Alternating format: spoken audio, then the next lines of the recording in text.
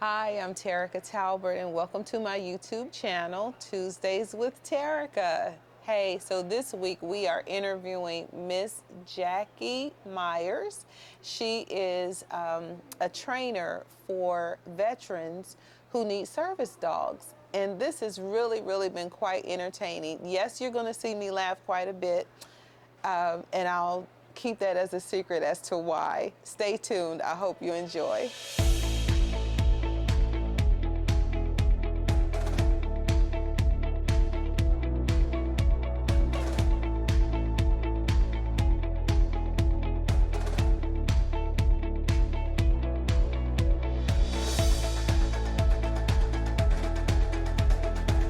I'm Terica Talbert, and welcome to my YouTube channel, Tuesdays with Terica.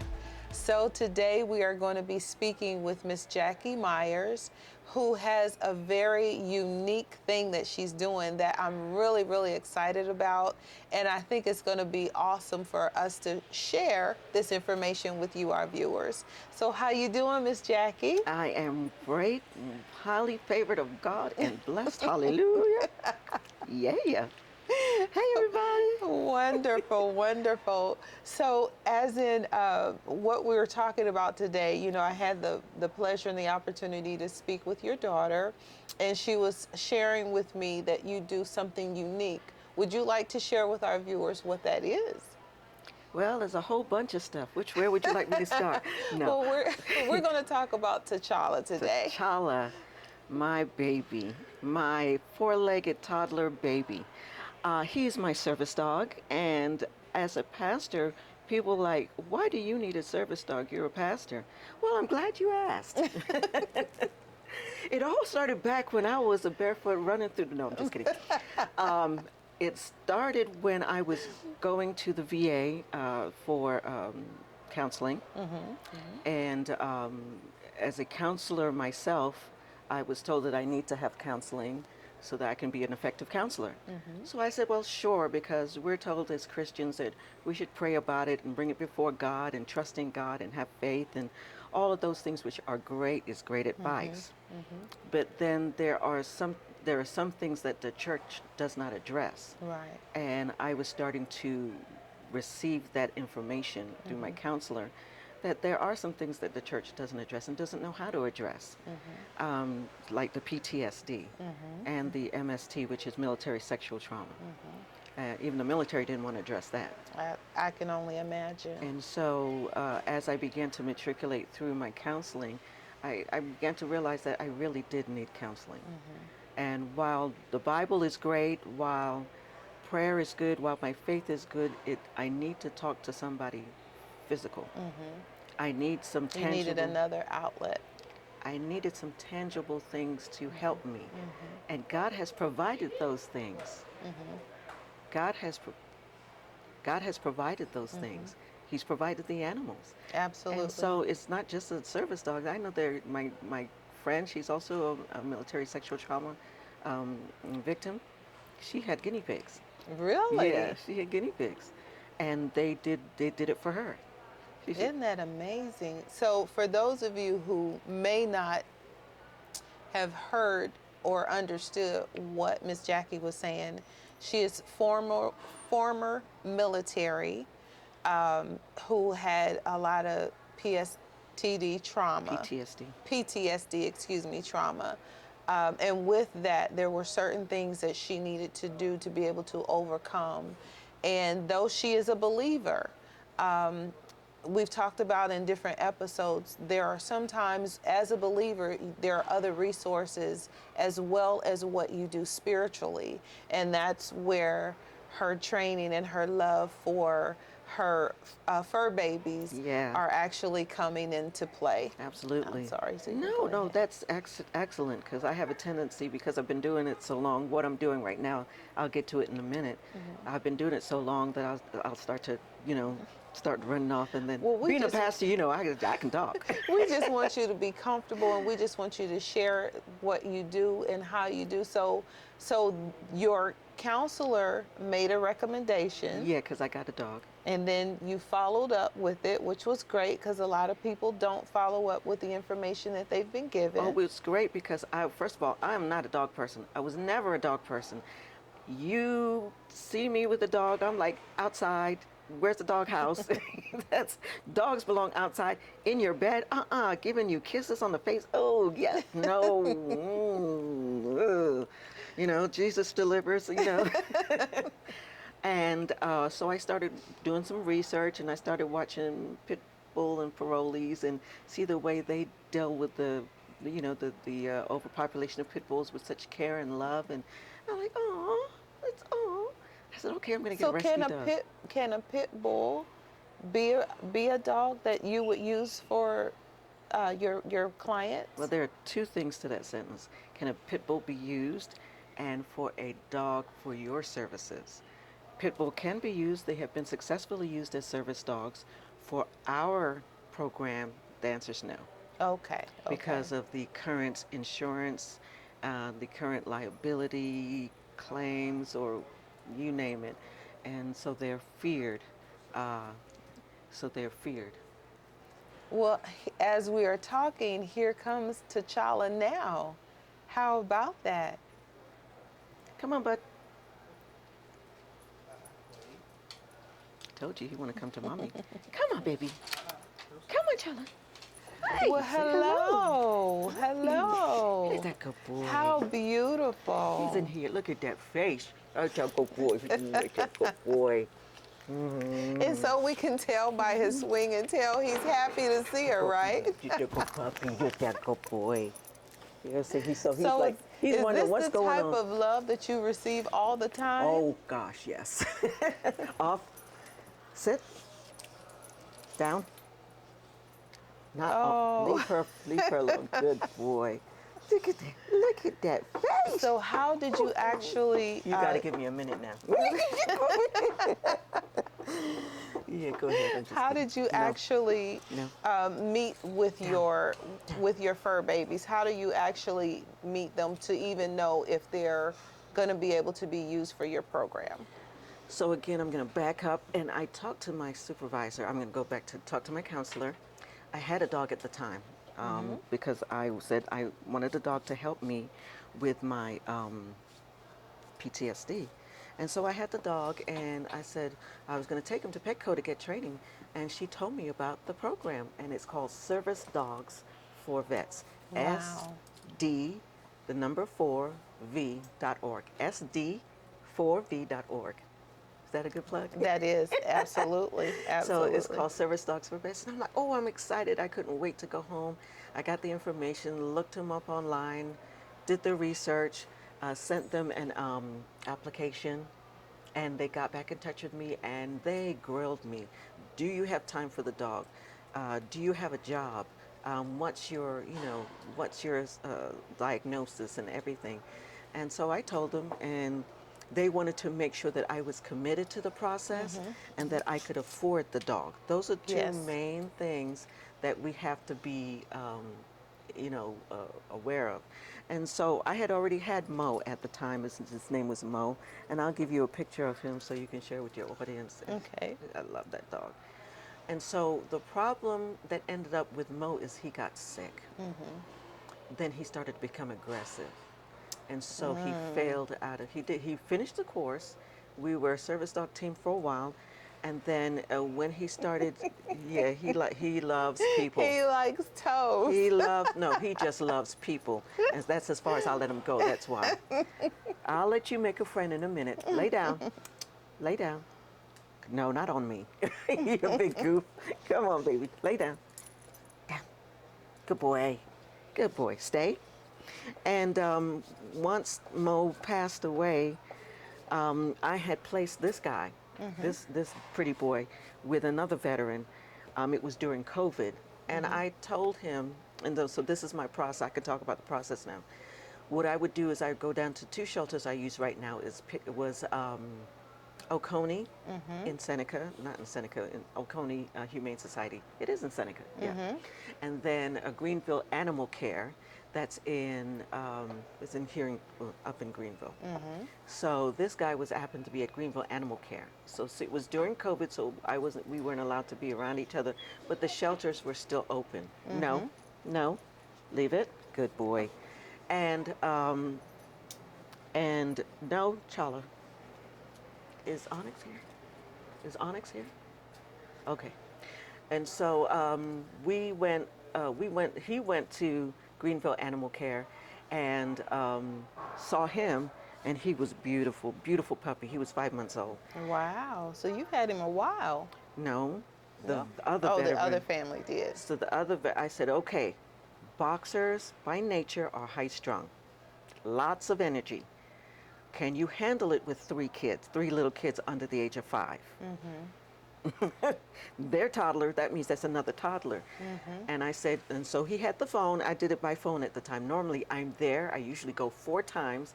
One time to meet the dog, another time to make sure he showed me what he showed me was that there was a real thing. The 3rd time to bond with the dog, and I usually do it days in a row. The 4th time I take him out. They let me take him out and to see how he reacts with other people and other things. I'm careful.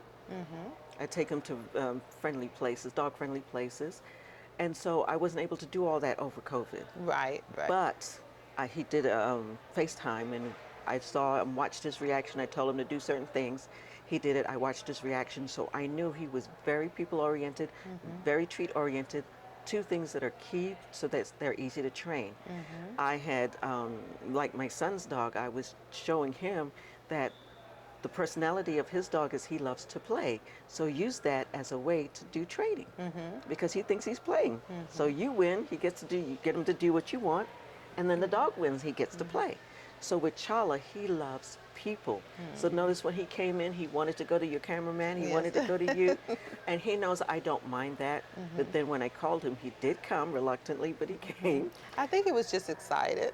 He was excited to see me, but I know him. Again, I understand his personality. And so while he made it to the 2nd phase of training, we got 3 phases. The beginning, dog one-on-one. 2nd phase is learning the tips and things that the veteran needs to help them be comfortable in a setting such as this, or going out or being in a crowded place and being comfortable.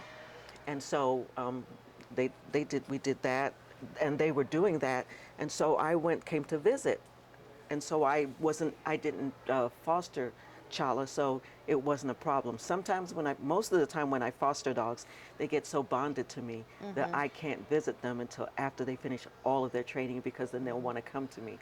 And dogs have a long memory.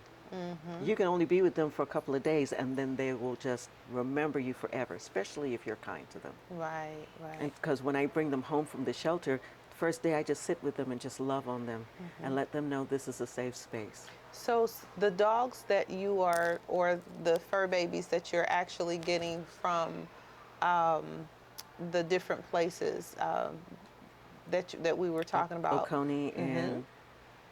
Oconee and Greenville Animal Care. Yes. So tell me, how do you know you go in and you just kind of say this one, this one, this one, or are you going in to find a right personality for a right person, or just a fur baby that you know you may be able to match with someone? Because how does that work? Well, we do an intake call when the person sends us the application, just like I sent my application in. I got a call from Bill, so now me and Bill is the director. We both call, get on the call, and I listen. And so I employ my listening skills. Bill talks, asks them many questions about their mental health, their home situation and everything. So based on whether they have kids or not, whether they're married or not, whether they're working or not, and then the way they answer the question, their severity of their PTSD will give me an idea of what type of dog. Some will need more of a Velcro dog. And what I mean by Velcro dog is sticks to you, goes everywhere with you, even in the bathroom. I mean, will not leave you for nothing. And then some may need like a super Velcro dog like this one. And then some may need a little bit more of a slightly more independent, but they'll stick with you.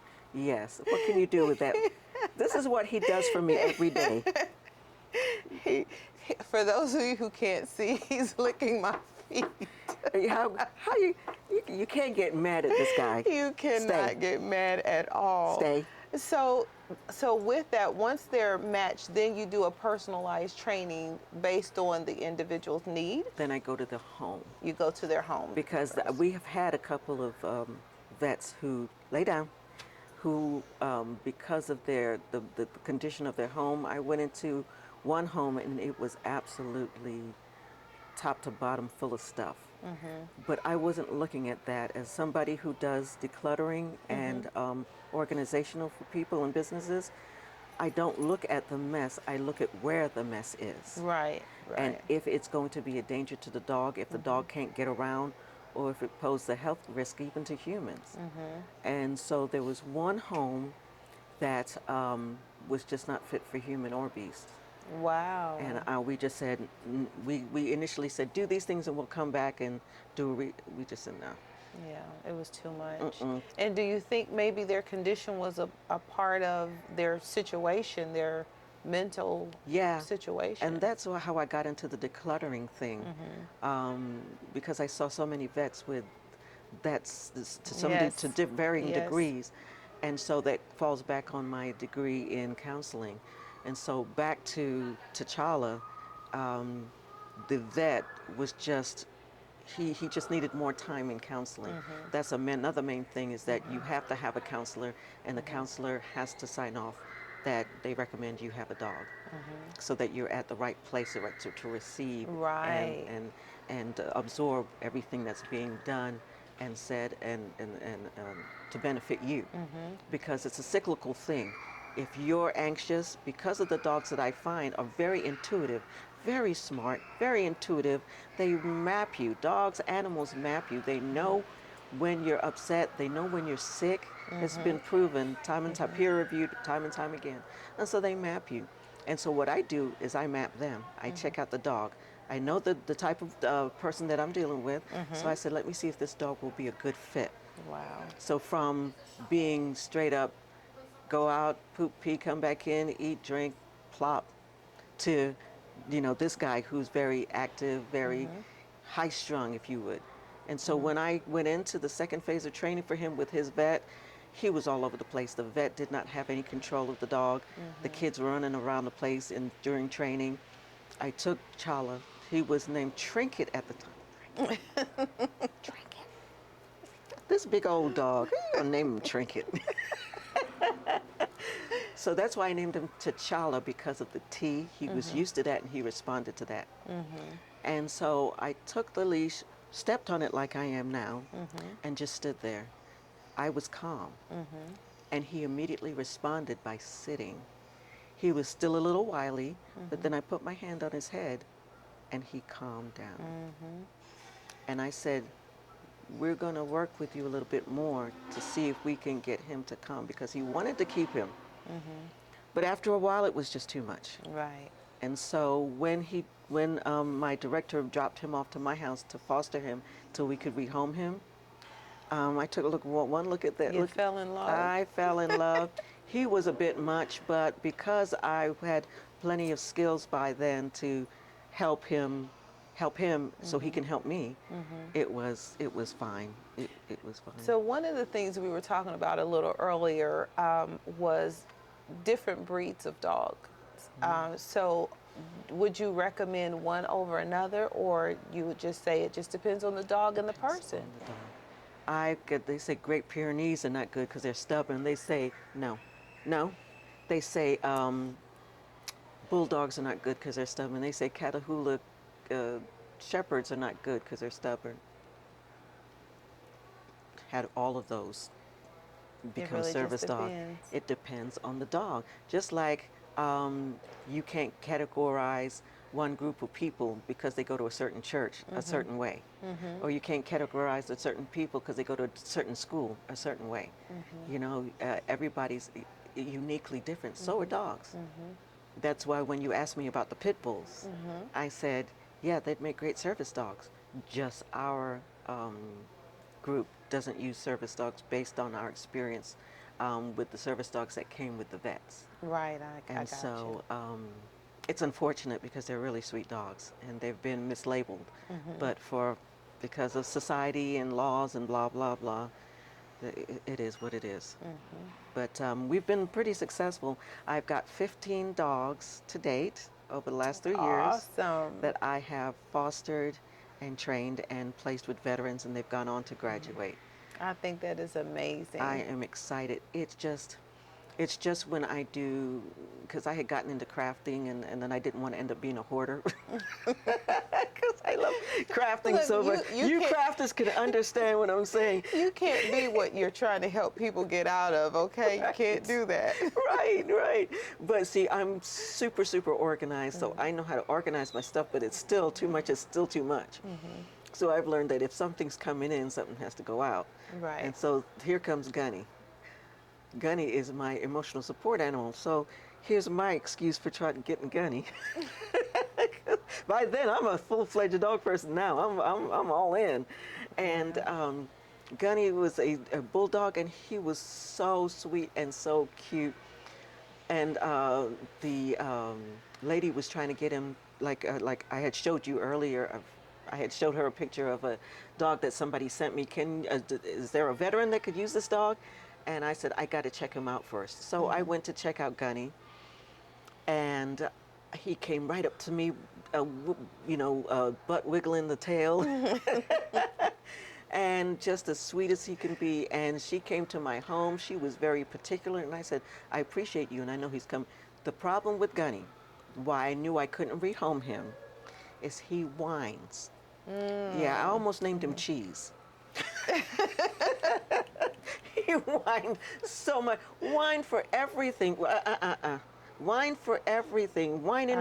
Leave it. Thank you. Good boy. Whining for everything. And it was really bad. And I said, no, he's going to stress out a vet. So I said, let me figure out this dog. So they call me the dog whisperer, but that's something for Cesar Milan. I'm not a dog whisperer. So let me figure this dog out. He was just talking to me. That's his way of talking to me. Some dogs bark, he whined. So when I started talking back, the whining went from here to here. Wow. Charlotte, leave her feet alone. I'm starting to worry about you now. A foot fetish, dude. I think this is so awesome and amazing. I think what you're doing is such a help and such a benefit for so many people. And I'm so grateful that you took time out to do this for me, because I think this is such a help to so many people who may not even know what you're doing. So I'm hoping, my prayer is that this will be a greater platform for you, so that whether it is a fur baby or an individual or the two alike that needs to be matched up, that you have what you need to be able to help each party to be able to find that peace and that calm and that joy, or whatever it is they're looking for, that they can find what they need. Because, we're living in a society now where we need a little extra. Sometimes we just preach it. Sometimes we just need a little extra, and even though hopefully you have your family and your life is full, but when you're going through a certain situation in your life that you can't just readily tell everybody. Right. It makes it nice to be able to come home to somebody who gives you kisses and that gives you love, and it's unconditional. Unconditional. So I think that is so awesome. I would like to say, I want to go back to the Christian aspect of it. When I say, some people say you can pray and read your Bible and talk to your pastor. A lot of pastors, being a pastor myself, going through seminary now, don't dismiss it that, you just started preaching. No, I went through seminary. My doctorate is in Christian counseling, and it was from a seminary. So that you can just rewrite that little comment that you were getting ready to write, huh? But I found out through the Holy Spirit, the revelation through the Holy Spirit is that God has given us the four-legged. He said he gave us dominion over the animals. Absolutely. He said not for us. He said he gave us dominion, not domination. So dominion means that we got to care for. And in caring for, they in turn care for us. That's from the horses. You know, you've got horses that are therapy horses. Yes, yes. You've got the guinea pigs. I mean, animals in general, but mostly dogs, because of their level of intelligence and their desire to please. And then, and so, there are things that are clinically wrong with people, meaning their brains aren't firing right. And while prayer helps bring some of the anxiety down, medication, again, God has given man the knowledge to be able to help us, to help ourselves. You know, I'm waiting for God to give me my healing. But then That's there's your somebody here that can help you if you seek to do an extra step. And that's what I think a lot of people don't always do, is take the extra step to always get the help that they need. Yeah. And it's okay. Because it's okay. they're so concerned about the aesthetics of it. Forget the aesthetics. God has given you the medication. He's given you service And there's dogs. no shame in it. He's given you people to talk to. Pick one. Pick several. It's okay. It's okay. Because mental health in the church has been so stigmatized, because there's nothing in the Bible that didn't, I mean, let me go a little further. Elijah, the prophet, was depressed. He went into the cave to get away from things, get away from people, just to get away. And what did God do? He took care of him while he was in there. He said, yeah, you got to rest. Here, I'm going to feed you. I'm gonna water you. Yes. He opened up a brook. He says, here you go. And then when it was time for him to get out and get back to work, he says, okay. He dried up the brook. He stopped the birds from coming. He says, okay, it's time to get back to work. You've been rested enough. Okay, you're unstuck. Go for it. And so people are. I help unstick people. Whether again it's through the decluttering program that I have, whether it's through being a counselor, or whether it's helping them find a dog. And so I've helped a lot of people that aren't veterans find dogs, just because I know what they can do. Right. I know the love that they can give you. And this little guy right here, as zoomy as he is, gives me a lot of love, because he just makes me laugh. Yes. He just makes me laugh. And I can see that. I and can see he that. loves his mommy. Don't you love your mommy? So, as we are wrapping up today's episode, can you share with the people, if they were trying to find you, if they want to get more information, how can they reach you? Come on over to Anderson. No, I'm just kidding. I was going to bring you to my shop, because he's always here with me. No, Service Dogs for Vets. Service Dogs for Vets. S as in Sam, D as in dog, V as in victory. No, SD, the number 4, and V for vets. SD4V.org. That's the website. Check them out.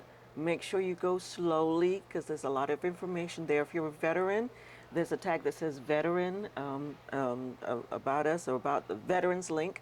Click on that and you can put in your application. If you're just looking for information, just scroll all the way down to the bottom. There's a little resource tab. If all of that's overwhelming for you, or you're one of our Vietnam heroes or older, and all of this stuff is too much for you and you can't figure it out, just give us a call. You can the number's right there. We'll get to the website. I know you can do that. Go to the bottom. The phone number's down there, and give us a call, and we'll be able to hook you up. Yeah. And as always, we are here to enlighten, empower, and encourage you, our viewers. Ms. Jacquie has been such a treat. She's so humorous. She does so many things. If you hadn't met her, if this is just the one thing that may not interest you, she will be back. There's a few more things that we're going to touch on at a later date. But as always, like, share, and subscribe. Leave us a comment. Let us know how we're doing. We're here to just inspire you, to just give you food for thought. And to our special guest, he was well behaved. He did so good. He made me laugh. So I'm always intrigued. I want a little fur baby so bad, but it's not my time yet. And as she said, you got to have the right time. Things have to be in order. Yeah. Thank you so much again. Have a great week. We'll see you soon. Make a friend. Make a friend. Make a friend. Hey.